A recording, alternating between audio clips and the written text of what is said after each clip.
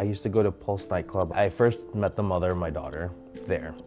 She's a lesbian and I'm a gay guy. A year and a half prior to the Pulse shooting is when her and I decided to maybe have a child. We were excited and texting and discussing the possibility of having a child. Unfortunately, I didn't know I'm very gullible. I'm a very nice guy. I didn't know I was tricked and fooled.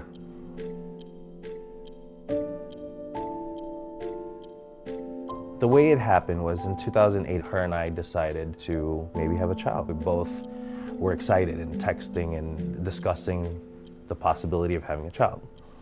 Long story short, she told me she had to go overseas and sorry, I can't have a child. And then I found out through Facebook, she blocked me. About 9 months later, me and my buddies, we went out and then one of our friends said, hey, what's wrong with you? I'm like, I don't know, I think I'm supposed to be a dad right about now. And she said, oh, by who? And then of course I said the mother's name. She's like, yeah, she gave birth last week. And I'm like, oh, wow. My heart dropped. So I was like, can you reach out to her? If you can just tell her, please, I want to meet the baby. She did. Her first text the next day was, sorry, James, it's not yours. It's my friend Joey's baby. But you can meet the baby if you like. The next day I met the baby. I put her in my hands and she looked exactly like me. Then a week later, we went to the Pride Parade. I got to bond with the baby. A week after that, she called me and said, James, I have to go to work. Would you like to spend the whole day with the baby? I said, sure. A year passes and she started noticing the baby started getting close to me. She starts taking her away from me more.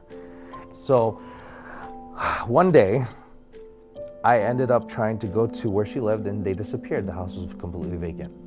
I went to their other apartment, it was gone. I couldn't find her on social media once again. I hired immediately a trial attorney who served her at her work. We had to do an emergency trial for temporary custody. My trial attorney was under the impression that we were going to win. But little did we know, this particular judge said I didn't physically have sex with her or whatever the case may be. I'm automatically a donor. Essentially, I went on the computer, did my research, found the most reputable appeal attorney.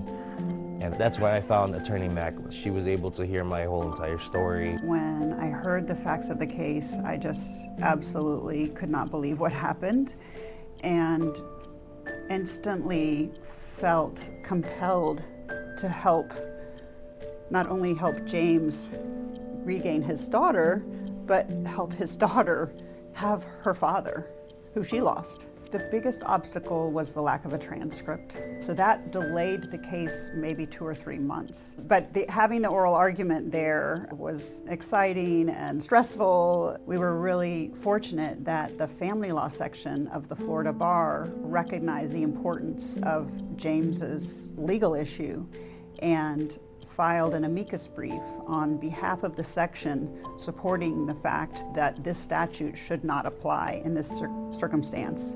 So that was also really satisfying to know that not only were we helping James, but we had the entire family law section of the Florida Bar, 4,000 lawyers behind his position. So we were hoping that that would help the judges recognize the importance of the issue. It was a very painless process, if I want to put it that way. She made it so comfortable and easy for me to submit information to her, to conversate with her. She had everything ready for me. She's been there from the very beginning. It's been amazing. There was no point where I felt like I was alone. It wasn't a fight just about money. It was a life-changing decision that if we did not prevail in the appellate court, the chance of getting a reversal in the Supreme Court would have been even lower.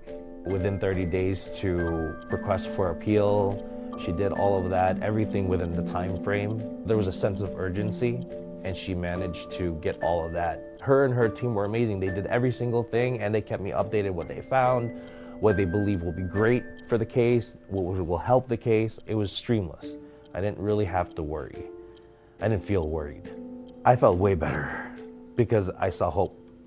She knows what she's doing. She believes in rights, regardless of anything of the person. And she believed in me.